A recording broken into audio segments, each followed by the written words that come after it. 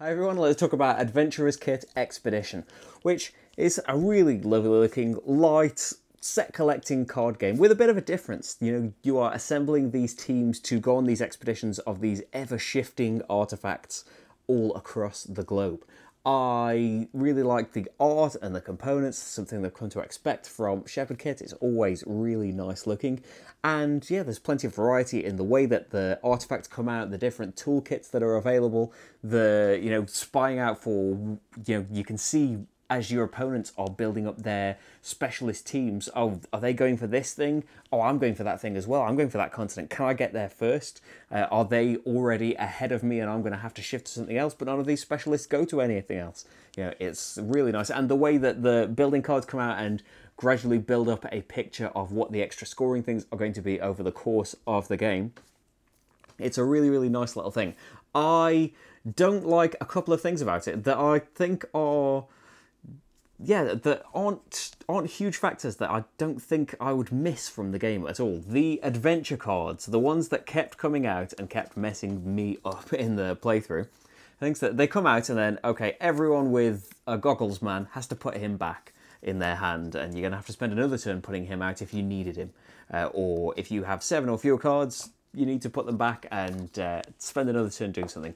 I don't feel like they add something. They are, a kind of wacky knockabout thing, and Shepherd's Kit games are usually aimed at families or younger children, so maybe I'm coming at it from the wrong perspective, but I don't think it needs those at all. I don't think that it needs something instead. Maybe if it's, if instead of that you had to, certain cards would make you have to shuffle continents or something like that, but even, you don't even need that.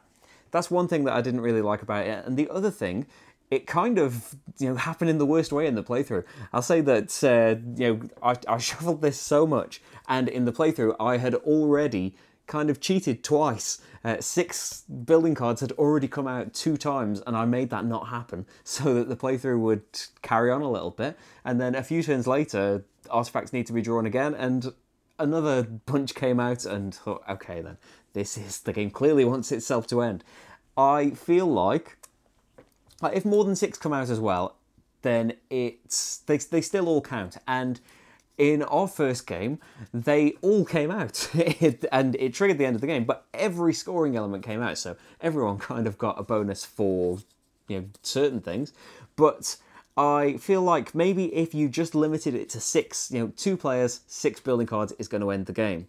Well, what if we had the deck be a specific size for 2 players, and we pandemic style split up the deck into 6 equal piles, shuffled a building card into each of those piles, and then you've got not a perfectly constant stream of the building cards coming out, but a more consistent one, so that it can't be, we're 3 turns into the game and 6 building cards came out and now it's over. I feel like that would give it a bit more of a flow. And if these come out in a more paced order, it's better. It gives everyone a nice picture of the scoring thing building up, rather than nothing happening for a while and then they all are. And did you achieve those or did you not? Hopefully you were psychic and knew what was going to come out, because they're all out now and you've got one more turn. Good luck. Hope you had a good team ready.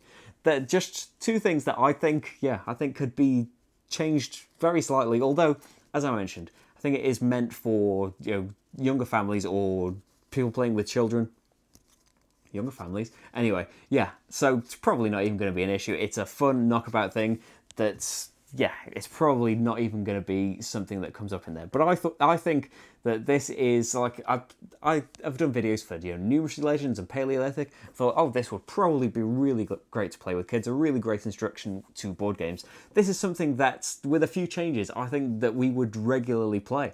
I really like the building up of the teams and sending them out on these expeditions and trying to work out how far you can go down to, you need to bring all of these people. How long can I wait? How long can I keep building this team up? Can I keep swapping the cards and drawing more to get the specialist I need? But by the time I go on the expedition, someone's probably going to have taken the first 3 because they just made a team, went and took what they could, rather than trying to get it all in one big go. Another little thing as well, that when you shuffle, when the artifact cards come out, I like that, whenever a continent is empty, you just draw 8 and fill up the stacks. Because they go on top, it can really, really mess you up for a long time, and you've already put that team out that may be very specifically assigned to you. So like maybe if they went underneath, or yeah, if it got shuffled up or something, because the things that you really needed, you know, cards just for that continent might have come out, and now your thing is completely buried, and you know, you devoted time and swapping cards to doing that, and now it's all useless for a long time unless everybody's going to go scrabbling for that. Maybe not as much of an issue in a game with more than 2 players. Who knows? It's just another little thing, but overall, you know, even though I feel like I've been complaining a lot about it, I really enjoyed this, and I think, as I said, with a few tweaks, this would be a really great filler game that we would keep coming back to. Anyway, the playthrough is there though, the brief playthrough, so you can hopefully make your own minds up as to whether you would like to give Adventurous Kit Expedition a go. That's all from me though. I'll see you for the next game. Bye everyone.